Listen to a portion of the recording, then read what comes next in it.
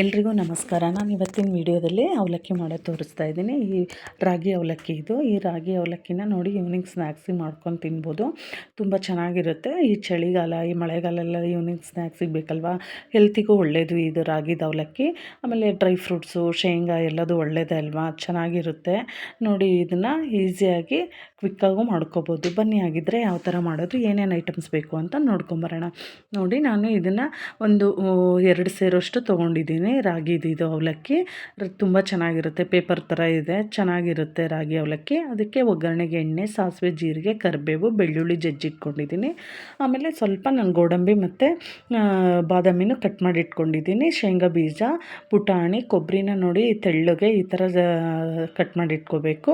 ಉಪ್ಪು, ರುಚಿಗೆ ತಕ್ಕಷ್ಟು, ಖಾರದ ಪುಡಿ, ಸ್ವಲ್ಪ ಅರಿಶಿನ. ಯಾವ ಥರ ಮಾಡೋದು ಅಂತ ನೋಡೋಣ. ಫಸ್ಟು ಒಂದು ಬಾಣಲಿ ಬಿಸಿಗಿಟ್ಟು ನಾನು 2-3 ಟೇಬಲ್ ಸ್ಪೂನ್ ಆಯಿಲ್ ಹಾಕ್ತಾಯಿದ್ದೀನಿ. ನೋಡಿ ಎಣ್ಣೆ ಬಿಸಿ ಆಗ್ತಾಯಿದೆ ಅಲ್ವಾ. ಇವಾಗ ನಾನು ಸಾಸಿವೆ ಜೀರಿಗೆ ಹಾಕ್ತಾಯಿದ್ದೀನಿ. ಸಾಸಿವೆ ಜೀರಿಗೆ ಸ್ವಲ್ಪ ಸಿಡಿದ ಮೇಲೆ ಕರಿಬೇವು ಹಾಕೋಣ. ಕರಿಬೇವು ಚೆನ್ನಾಗಿ ಫ್ರೈ ಆದರೆ ಇದರಲ್ಲಿ ತುಂಬ ಟೇಸ್ಟ್ ಇರುತ್ತೆ. ಚೆನ್ನಾಗಿ ಫ್ರೈ ಆಗಲಿ. ಇವಾಗ ಬಾದಾಮಿ ಮತ್ತು ಏನು ಗೋಡಂಬಿ ಕಟ್ ಮಾಡಿ ಇಟ್ಕೊಂಡಿದ್ವಿ ಅಲ್ವಾ, ಅದನ್ನು ಹಾಕೋಣ. ಅದು ಸ್ವಲ್ಪ ಗೋಲ್ಡನ್ ಬ್ರೌನ್ ಬರಲಿ. ಅದು ಫ್ರೈ ಆದಮೇಲೆ ಶೇಂಗಾ ಬೀಜ ಹಾಕ್ಕೊಂಡು, ಶೇಂಗಾ ಬೀಜನೂ ಅಷ್ಟೇ ಚೆನ್ನಾಗಿ ಫ್ರೈ ಆಗಬೇಕು. ಇದು ಎಲ್ಲದನ್ನು ಚೆನ್ನಾಗಿ ಫ್ರೈ ಆದರೆ ಟೇಸ್ಟ್ ತುಂಬ ಚೆನ್ನಾಗಿ ಬರುತ್ತೆ. ಫಸ್ಟು ಶೇಂಗಾ ಹಾಕ್ಕೊಂಡಿದ್ವಿ ಅಲ್ವಾ, ಶೇಂಗಾ ಫ್ರೈ ಆಗ್ತಿದ್ದಂಗೆ ಕೊಬ್ಬರಿ ಹಾಕ್ಕೊಳ್ಳೋಣ. ಕೊಬ್ಬರಿನೂ ಚೆನ್ನಾಗಿ ಫ್ರೈ ಆಗಬೇಕು. ಇದೆರಡು ಫ್ರೈ ಆದಮೇಲೆ ನಾವು ಪುಟಾಣಿ ಹಾಕ್ಕೋಬೇಕು. ಪುಟಾಣಿ ಸ್ವಲ್ಪ ರೋಸ್ಟ್ ಇರುತ್ತಲ್ವ, ಅದಕ್ಕೆ ಸ್ವಲ್ಪ ಶೇಂಗಾ ಬೀಜ, ಕೊಬ್ಬರಿ ಆದಮೇಲೆ ಪುಟಾಣಿ ಹಾಕ್ಕೊಳ್ಳೋಣ.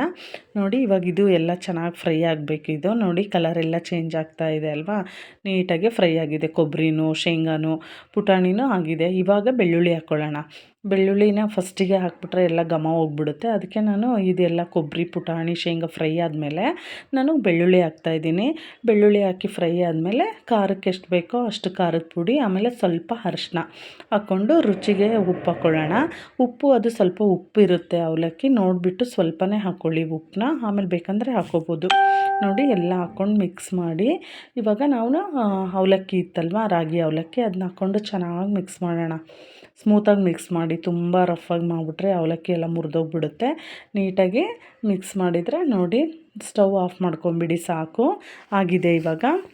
ನೋಡಿ ಟೇಸ್ಟಿಗೆ ನಿಮಗೇನಾದರೂ ಬೇಕು ಅಂದರೆ ಉಪ್ಪಿನೊಂದು ಸ್ವಲ್ಪ ಹಾಕ್ಕೋಬೋದು, ಟೇಸ್ಟ್ ನೋಡಿಕೊಂಡು. ತುಂಬ ಚೆನ್ನಾಗಿರುತ್ತೆ. ಈವ್ನಿಂಗ್ ಸ್ನ್ಯಾಕ್ಸಿಗೆಲ್ಲ ಈ ಚಳಿ ಮಳೆಯಲ್ಲೆಲ್ಲ ತಿನ್ನೋಕ್ಕೆ ಸಖತ್ತಾಗಿರುತ್ತೆ. ಆಮೇಲೆ ಹೆಲ್ತಿಗೂ ಒಳ್ಳೆಯದಲ್ವಾ, ಚೆನ್ನಾಗಿರುತ್ತೆ. ತುಂಬ ಈಸಿಯಾಗೂ ಮಾಡ್ಕೋಬೋದು.